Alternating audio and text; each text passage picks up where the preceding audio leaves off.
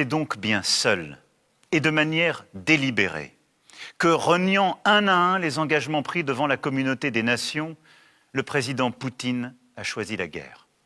Cette guerre n'est pas un conflit entre l'OTAN et l'Occident d'une part et la Russie d'autre part, comme certains peuvent l'écrire.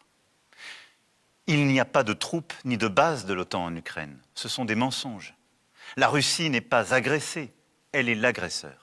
Cette guerre est encore moins, comme une propagande insoutenable voudrait le faire penser, une lutte contre le nazisme, c'est un mensonge.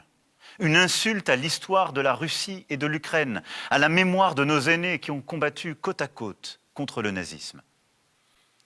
Les dirigeants russes s'en prennent à la mémoire de la Shoah en Ukraine, comme ils s'en prennent en Russie à la mémoire des crimes du stalinisme. Cette guerre est le fruit d'un esprit de revanche, nourri d'une lecture révisionniste de l'histoire de l'Europe, qui voudrait la renvoyer aux heures les plus sombres des empires, des invasions, des exterminations. Mais ne nous trompons pas.